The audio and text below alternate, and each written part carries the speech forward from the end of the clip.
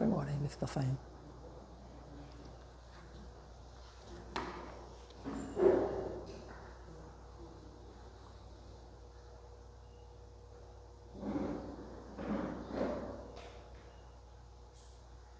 Só estamos fazendo um teste da rede social aqui para saber se sai o som, a imagem, e depois vai para o YouTube, ok? Então quem quiser ver as preleções desde a pandemia, nós temos todas no YouTube. Então, bom dia a todos mais uma vez. Alguém vindo na casa pela primeira vez? São todos bem-vindos do mesmo modo. Bem-vindos aqueles que estão nos acompanhando pela rede social do Facebook. Na manhã de hoje, nós vamos fazer a preleção baseada no tema Harmonia Conjugal, Lar e Laços de Família. Como aquela família que nós vimos agora há pouco aqui na tela, né? Jesus, Maria e José.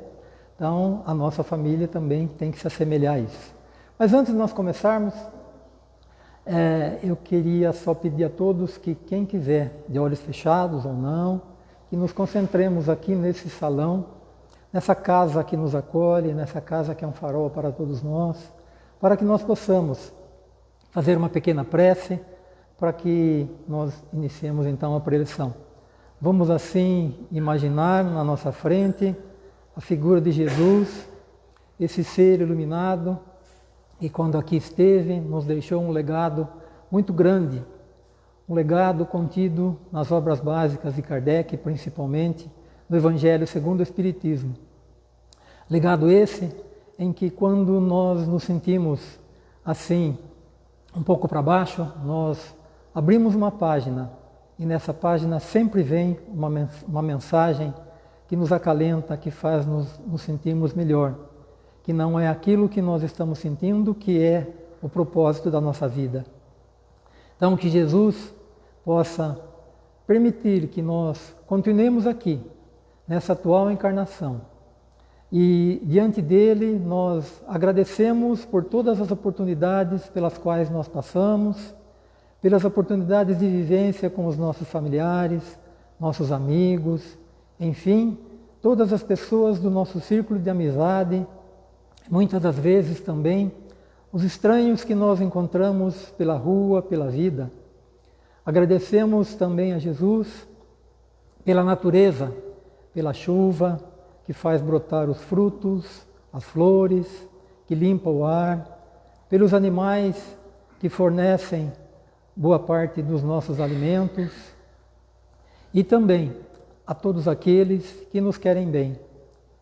E para agradecer a Jesus e a Deus por essa oportunidade, nós vamos dizer aquela prece que Ele nos ensinou e que assim inicia. Pai nosso que estais no céu, santificado seja o vosso nome, venha a nós o vosso reino, seja feita a vossa vontade, assim na terra como no céu.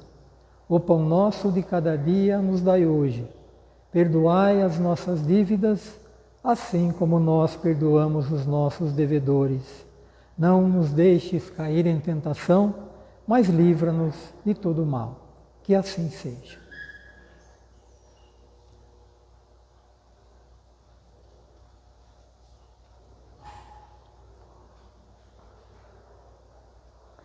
Para iniciarmos então, como eu havia falado, o tema da manhã de hoje é harmonia conjugal, lar e laços de família. Isso está no Evangelho. Também eu me baseei nesse livro que eu coloquei aqui, que é A Vida em Família, de Rodolfo Caligares. Quem quiser, eu acredito que tem na internet, mas também se alguém quiser o livro mesmo, nós encomendamos na biblioteca, é só fazer o pedido lá que chega. Oportunamente, uma semana ou 2 semanas depois ele está aqui. Mas é muito interessante esse livro que fala exatamente boa parte do que nós vamos fazer referência aqui no tema da manhã de hoje.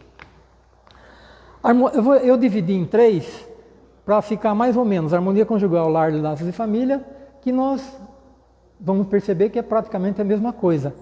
Onde é que o casal vive? O lar. Com quem? Com a família. Então, é preciso viver harmoniosamente, não só o casal, como tudo dentro do lar e dentro da família. Harmonia conjugal.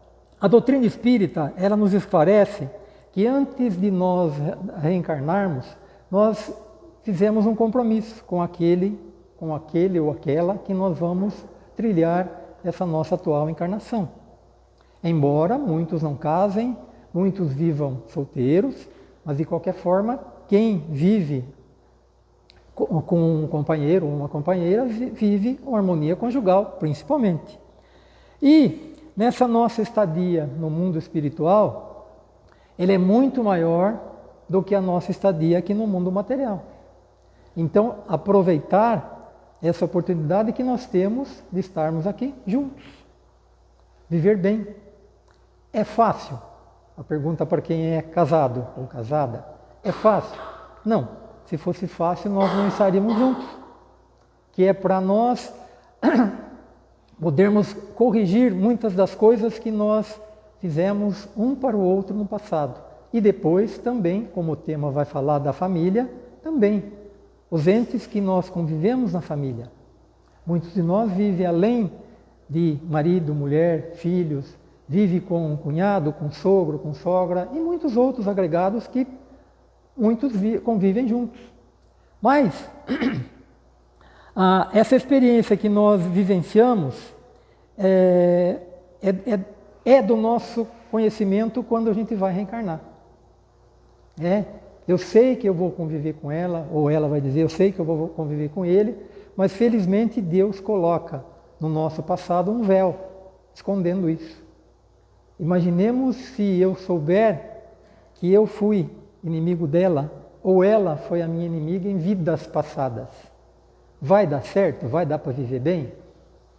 Se tiver um conhecimento muito bom, vai dar certo. E se não tiver? Não vai nem bater, meu santo não bateu com o dela, ou o contrário. E aí? Então, dessa forma, através desses parceiros que nós escolhemos, nós vamos ter a necessidade de nos ajudar uns aos outros. Primeiro, para que nós consigamos corrigir aquilo que nós temos do passado, se é que nós devemos uns aos outros. Por outro lado, se não tem dívida, que um possa ajudar o outro. Eu tenho uma missão, ou ela tem uma missão. Quando eu falo eu ou ela aqui, serve para os dois lados. Eu tenho uma missão de ajudar esse ser que está comigo a progredir espiritualmente na vida. De novo, é fácil? Se fosse fácil, não seria dessa forma. Então ninguém renasce nessa vida por acaso. Renasce e convive com alguém, seja maritalmente ou não. Então, o casamento e a família, de um modo especial, tem que ser uma escolha de amor. Ninguém vai olhar um para a cara do outro, não bateu com o santo, não vai dar sequência. Meu santo não bateu com o dela, não dá sequência. Ou então, como eu falei, se for uma pessoa muito espiritualizada, consegue levar isso adiante. Agora, aquela pessoa a quem nós decidimos estar juntos, o que acontece? Eu vou ter que entender... Obrigado. Eu vou ter que entender que tudo aquilo pelos quais nós vamos passar é para o nosso progresso, para a nossa evolução espiritual. Agora citando aqui, do Evangelho segundo o Espiritismo, capítulo 10, Bem-aventurados os que são misericordiosos. O item é reconciliação com os adversários, item 5. O item 5 diz assim: reconciliai-vos o mais depressa possível com o vosso adversário, enquanto estáis com ele a caminho, para que ele não vos entregue ao juiz, o juiz não vos entregue ao ministro da Justiça, e não sejais colocados em prisão. Digo-vos, em verdade, que daí não saireis enquanto não houverdes pago o último centavo. Por que ele fala mais depressa? Focando ainda na harmonia conjugal. Se eu não me entender nessa vida, muito provavelmente, quando eu estiver do outro lado, eu sabendo que eu tenho que pagar, serve para o outro também. Se eu souber que tem que pagar, eu vou reencarnar, não na próxima, mas numa outra, para poder resgatar tudo isso. De novo, serve para os dois lados. Eu posso falar por mim, como uma reforma, né? A minha reforma sou eu que faço. Eu não posso fazer a do outro. Posso auxiliar o outro, mas a minha reforma sou eu que faço. Então, se um dos dois, por exemplo, desencarna, vai acontecer como nós já presenciamos muitas vezes, a pessoa vai lá no velório tentar resgatar isso, pedir perdão. Nós vemos isso para filhos que fazem anos que não conversam com pais. Serve também aqui para marido e mulher. Vai adiantar? O morto já foi. E aí? Como que nós vamos resgatar? O que nós vamos ter que fazer? Então, podemos ter a chance, por exemplo, de vir num centro espírita e pedir, na sessão mediúnica, que um médium chame o falecido, o outro. Não quero nem ouvir falar no nome dele ou dela. É o outro. Espera aí, já está levando em consideração que não se entendeu o outro. Fala o nome. Vai acontecer? Vai ser possível? É receber uma mensagem do outro? Olha, desculpe por tudo que eu fiz. Nós sabemos na doutrina espírita que não é simplesmente assim. O morto está lá, simplesmente eu faço uma ligação. Como disse Chico Xavier, né? O telefone só funciona de lá para cá. Se nós não nos entendemos em vida, será que o outro também não quer nem vir falar no meu nome? E aí? Não vai adiantar. Um livro que eu também faço referência, depois eu vou mostrar para vocês, mas o Da Vida em Família, do Rodolfo Caligares, do item 39, compromisso não cumprido. Vai fazer referência a isso que nós estamos falando aqui. Dona Flausina quase poderia considerar-se uma mulher realizada e feliz. Espírita consciente, participante de obras assistenciais, 3 filhos íntegros e carinhosos, 8 netos adoráveis, ideias lúcidas, saúde razoável, situação financeira estável. O único problema era a cruz que carregava no lar, seu marido.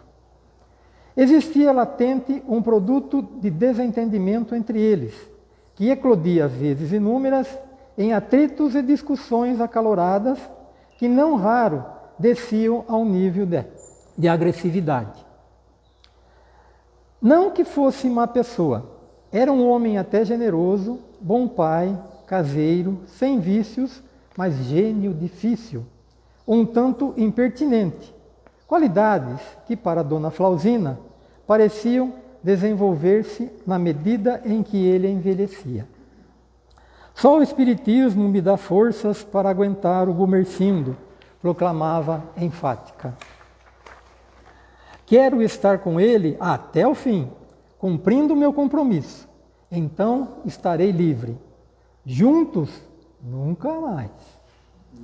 Assim foi até o seu desencarne, o desencarne da Dona Flausina. Após 48 anos de convivência difícil e de retorno à espiritualidade, já integrada na vida maior, Dona Flausina analisava com o generoso mentor seus sucessos na vida física.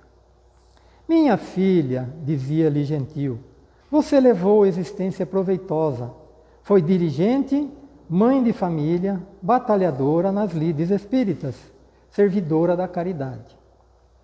Traz bela bagagem de realizações, mas tem um problema grave, um compromisso não cumprido, seu marido. Como? Interrogou a senhora com estranheza. Não fui fiel aos deveres matrimoniais? Não o suportei estoicamente durante quase meio século? Esse é o seu problema. Você suportou apenas. No entanto, seu compromisso era bem diferente. Deveria harmonizar-se com ele, superando antigas mágoas remanescentes de convivência anterior. Adotando a postura de quem carregava a pesada cruz, você anulou qualquer possibilidade de aproximar-se dele, ajudando-o a suportar suas idiosincrasias com a força de amizade. Faltou-lhe, minha filha, o exercício da caridade que silencia, que perdoa, que não guarda ressentimentos, que supera desavenças. E ele, precisava muito de sua compreensão. É uma alma perturbada e neurótica. Não obstante suas virtudes, como você, de certa forma, contribuiu para que seja assim, em face de influências negativas que exerceu sobre seu espírito, no pretérito.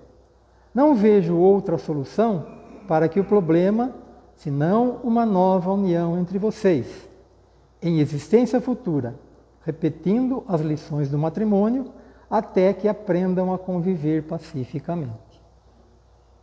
É fácil? Então a doutrina espírita nos auxilia muito. Por isso que muitas vezes nós já vimos frases do tipo assim: o pior desencarnado é o espírita. Ele chega do outro lado e não vai ser do jeito que ele esperava. Ele plantou para isso? Embora, como Dona Flauzina, plantou. Eu fui uma ótima pessoa, eu dava passe, eu fazia preleção, eu distribuía a cesta básica. Mas e a convivência com os outros dentro da casa espírita é fantástico, todo mundo se dá bem. Mas o nosso dia a dia com os estranhos? O próximo, quem é o nosso próximo mais próximo? Os familiares. Como eu citei, não só marido e mulher, mas também filhos, cunhados, netos. Quantos avós que criam os netos como filhos? E muitas das vezes são resgates de vidas passadas. Agora nós vamos falar do lar. O lar, então, passa a ser agora uma escola do coração. Em função de tudo isso que nós falamos a respeito da harmonia conjugal, vamos inteirar os casais dentro do lar. O lar é um lugar onde nós temos uma aproximação maior, além daquela de marido e mulher, que pode não constituir filho, não ter ninguém, só o casal. A vida inteira viveram juntos, sem filho, sem nada. Mas viveram uma harmonia conjugal. Mas e no lar? O que nós vamos fazer no lar? Agora nós temos o compromisso. Deus, Ele quis que nós seres nos uníssemos então nesse laço de carne para que nós multiplicássemos a responsabilidade de ter filhos. Como que nós nascemos? Nós não nascemos de um casal? Quem eram os nossos pais? Nossos pais nasceram de onde? Dos nossos avós. Agora, para ilustrar bastante isso, eu vou só comparar, tem um texto, ele é bastante longo, mas eu vou só falar duas frases aqui. O que é uma casa? Casa é uma construção onde as pessoas entram para dormir, usar o banheiro, comer, se abrigar da chuva, do frio. E o que é um lar? Lar é o lugar onde os membros da família anseiam por estar nele, onde refazem suas energias, alimentam-se de afeto e encontram conforto e acolhimento. Não vejo hora, muitos de nós às vezes estão viajando e falam assim, não vejo hora de voltar para minha casa, para o meu cantinho. É construção? É. Mas o que é mais importante? É o lar. Rever os entes queridos, sejam eles quais forem. O espírito Teresa de Brito, através de uma psicografia de Raul Teixeira, ele faz algumas recomendações. Aprenda a dialogar para solucionar problemas conversando equilibradamente. Faça o possível para não exigir do outro aquilo que você não oferece. Agradeça coisas mínimas que o beneficiam em casa e seja gentil com todos que o cercam, familiares ou não. Lembre-se sempre que, por mais liberdade que tenha no seu lar, ninguém precisa suportar seus impulsos negativos, seu mau humor, sua falta de carinho. É o lar, então, a nossa primeira escola. Quando começamos a nossa vida, a partir dos primeiros momentos de vida, é no lar. Aí nós vamos entrar agora no laços de família. Diante, então, da convivência do casal, dentro do lar, agora nós vamos entrar no complexo familiar. Aí entra, para quem vive com mais pessoas na família, filhos, netos, cunhados, sogro, sogra, ou até alguma pessoa que veio morar com você, que você abriu a casa para ele. Que não necessariamente, às vezes, precisa ter laço consanguíneo, mas tem laço com vidas passadas. de fato. Então, laços de família. Há duas espécies de famílias: as famílias pelos laços espirituais e as famílias pelos laços corporais. Duráveis, as espirituais se fortalecem pela purificação e se perpetuam no mundo dos espíritos, através das várias migrações da alma. As corporais, frágeis como matéria, se extinguem com o tempo e muitas vezes se dissolvem moralmente já na existência atual. Como eu fiz as citações, eu tenho um texto do livro do Evangelho segundo o Espiritismo, capítulo 15, item 11. Esquecimento do passado. Frequentemente, o espírito renasce no mesmo meio em que já viveu, estabelecendo de novas relações com as mesmas pessoas, a fim de reparar o mal que lhes haja feito. Se reconhecesse nelas as que odiava, quiçá o ódio se lhe despertaria outra vez no íntimo. Fazer a referência de novo. É por isso que Deus colocou um véu no nosso passado. Muitos de nós têm reminiscências, mas levando-se em conta que nós temos que aprender, é com essas reminiscências que nós vamos trabalhar. Os laços familiares não são obras do acaso, são o cumprimento da lei de causa e efeito, que representa o dever da responsabilidade que temos sobre a nossa conduta, seja através de atos, palavras ou pensamentos, que une esses seres no presente, impelidos pelas causas do passado.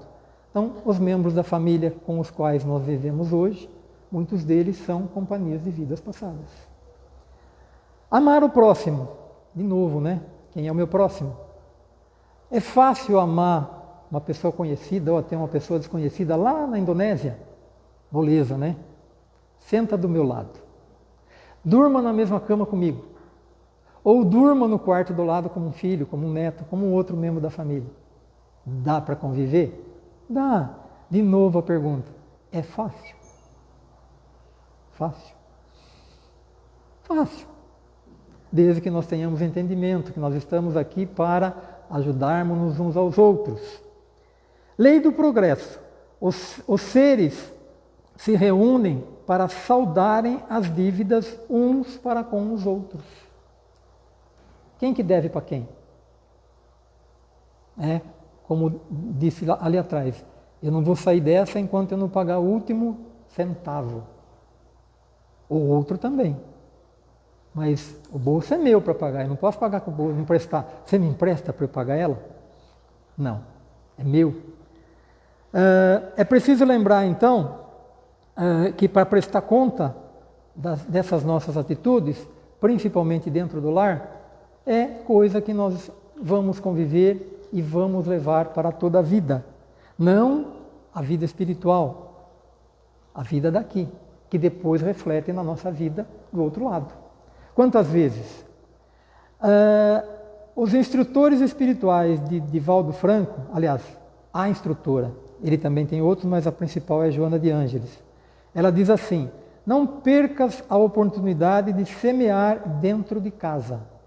Eu vou colher tudo aquilo que eu plantar. Ah, mas eu não plantei nada. Vai colher? Nada. Então, não perder a oportunidade de semear dentro do lar. Aí uma pergunta que Kardec fez aos espíritos superiores: a família acaba com o desencarne de seus componentes?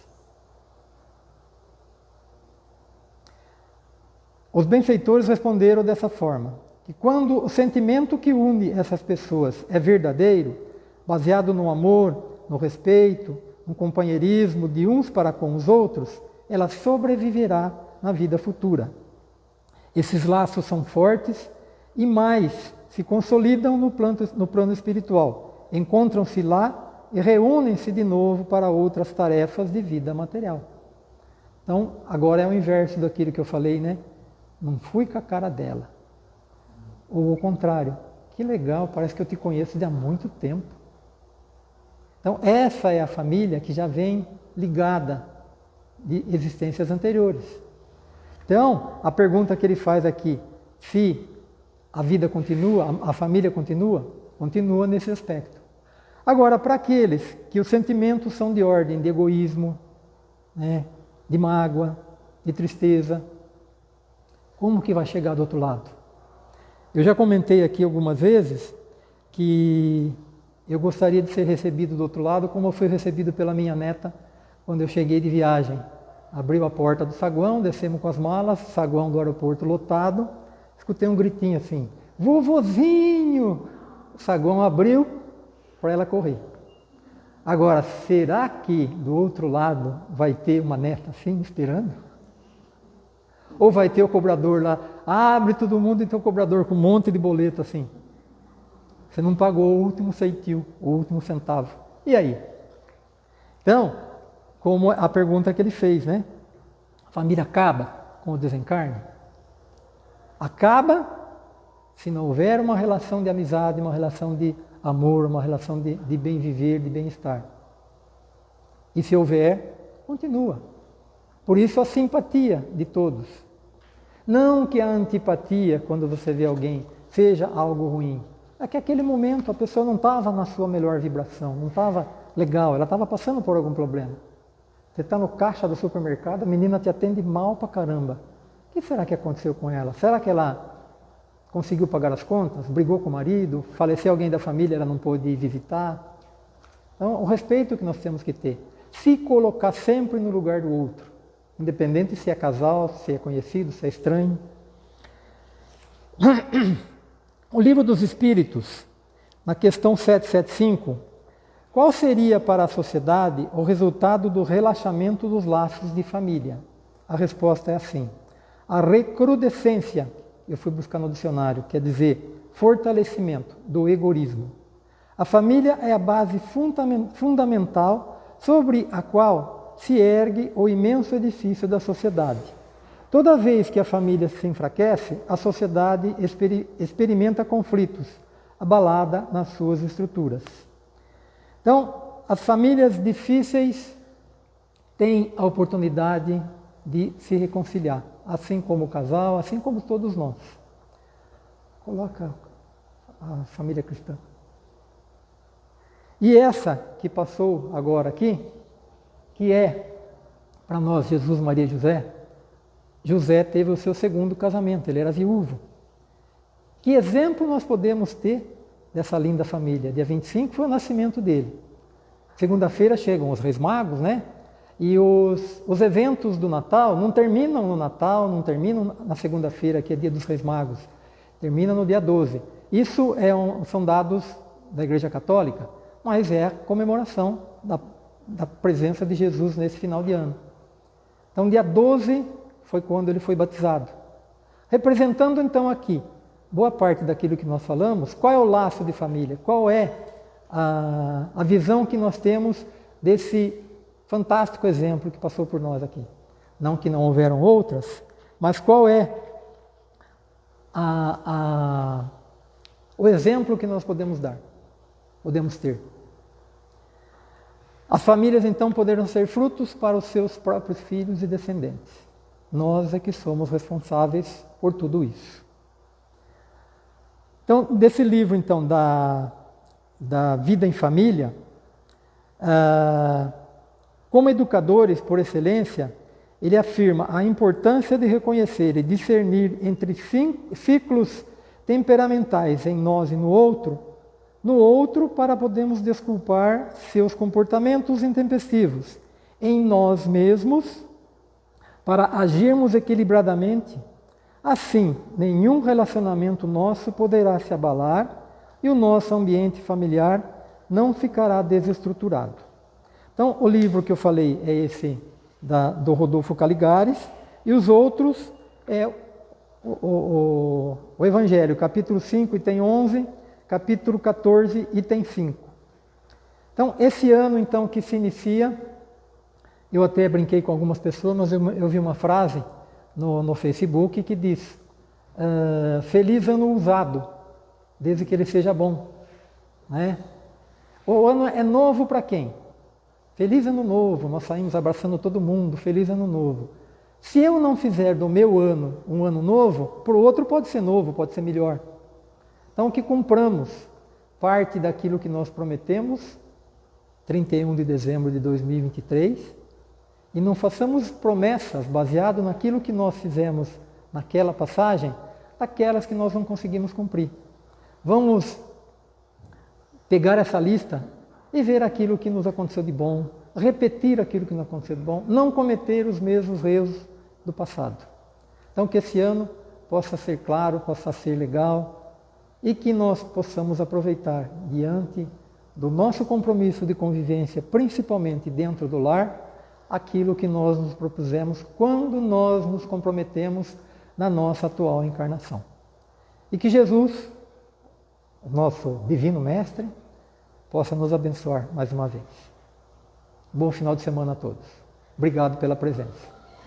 Só um recadinho. A Célia pediu para avisar, e quem tem filhos e quiser trazer no próximo sábado, próxima semana, ela já vai estar aí com a evangelização infantil aberta. Ok? Obrigado.